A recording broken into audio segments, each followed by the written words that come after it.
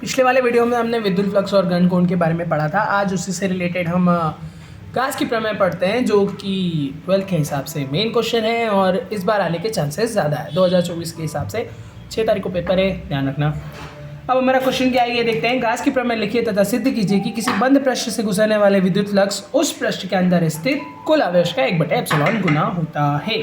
अब प्रमेय क्या कहती है ये देखते हैं। और एग्जाम का जो पैटर्न है, जो कि हमें इस क्वेश्चन का जो आंसर लिखना है, उसको मैंने सिस्टमेटिक वे में बताया है, तो इसी वे में लिखोगे तो ज़्यादा अच्छा रहेगा, नंबर कटने के कोई चांस नहीं रहेंगे। प्रमेय क्या कहती है, किसी बंद पृष्ठ से गुजरने वाला विद्युत फ्लक्स उस पृष्ठ में स्थित आवेश की कुल मात्रा का 1/ε गुना होता है। अब मैं इसका गणितीय रूप लिखता हूँ कि माना कि एक बंद पृष्ठ है जिसके अंदर एक Q आवेश रखा हुआ है, तो गास की प्रमेय क्या कहती है कि उस बंद पृष्ठ के अंदर आवेश का जो मान होगा वो विद्युत फ्लक्स के 1/ε गुना होगा। विद्युत फ्लक्स को हम फाई से दर्शाते हैं, तो फाई इज इक्वल टू बंद पृष्ठ के अंदर एक आवेश रखा हुआ है उसका मान तथा उससे गुजरने वाले विद्युत फ्लक्स का मान 1/ε गुने के बराबर होगा। ठीक है, अब इसकी उत्पत्ति कैसे होती है ये देखते हैं। माना कि एक बंद पृष्ठ है जिसका क्षेत्रफल कितना है, S है, तथा बिंदु इसके मध्य में एक बिंदु O है जिस पर मैं Q आवेश की कल्पना करता हूँ। ठीक है, अब इस बंद पृष्ठ पर एक बिंदु P की कल्पना करते हैं। इस बिंदु P से बिंदु Q के आवेश की बीच की दूरी R मानी मैंने। ठीक है, अब इन दोनों के बीच में जो विद्युत क्षेत्र की तीव्रता का मान होगा इस बिंदु P के लिए, उसका मान निकालते हैं। तो E is equal to 1/4πε0 Q/r², ये विद्युत क्षेत्र का मान आया। अब इस बिंदु P पर एक अल्प पृष्ठ की कल्पना करते हैं। एक अल्प पृष्ठ का मान जो कि हमारे ds है, हम इसको मानते हैं कि माना कि एक अल्प पृष्ठ की कल्पना की जाती है बिंदु के आसपास जिसका मान हम ds मानते हैं। तब इस अल्प पृष्ठ से गुजरने वाले विद्युत फ्लक्स का मान कितना होगा, जो कि विद्युत फ्लक्स के सूत्र से होगा फाई इज इक्वल टू हमारा ES cos थीटा, जो कि हमारे विद्युत फ्लक्स का सूत्र है।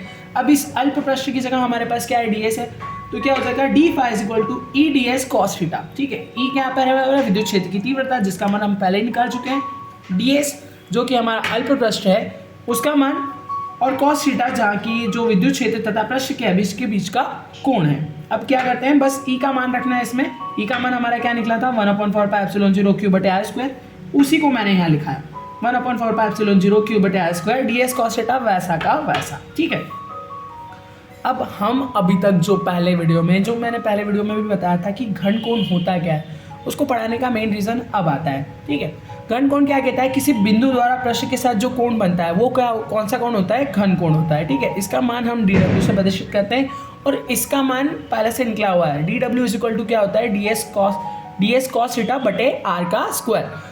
यह जो मान है मैं एक अंडरलाइन के तौर पे, तुम्हें बाद में भी ध्यान रहे इसलिए यहाँ लिख देता हूँ, dw is equal to ds cos theta r²।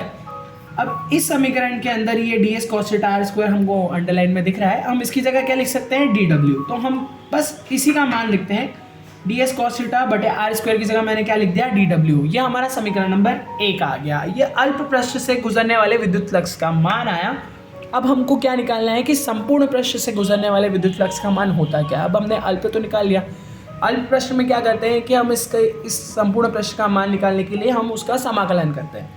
एक शॉर्टकट में बता रहा हूँ, तब हम उसके आगे प्रोसेस देखते हैं। तब संपूर्ण पृष्ठ से गुजरने वाला विद्युत फ्लक्स का मान कितना होगा, फाई इज इक्वल टू समाकलन का चिन्ह और d फाई का हमने अभी मान निकाला, कितना आया, Q/4πε0 dw वैसा का वैसा। तो हम इसका मान रखते हैं, समाकलन का चिन्ह वैसा का वैसा, Q/4πε0 dw भी वैसा का वैसा। अब Q/4πε0 तो एक कांस्टेंट वैल्यू, तो इसको हम समाकलन के बाहर निकाल देते हैं, चिन्ह के बाहर निकाला, बचा कितना है, dw। अब एक चीज़ समझो, हम जानते हैं, मैंने तुमको पहले भी वीडियो में लिखवाया था, जो नोट करके अंडरलाइन चीज़ लिखवाई थी ना, कि घन कोण का मान एक्चुअली होता कितना है वो देखते हैं। हम जानते हैं कि किसी बंद पृष्ठ द्वारा उसके अंदर स्थित बिंदु पर बनने वाले कोण का मान घन कोण होता है तथा इसका मान कितना होता है, 4π होता है। तो हम इस समाकलन की dw की जगह हम कितना लिख देंगे, 4π होता है, इसका मान होता है ये।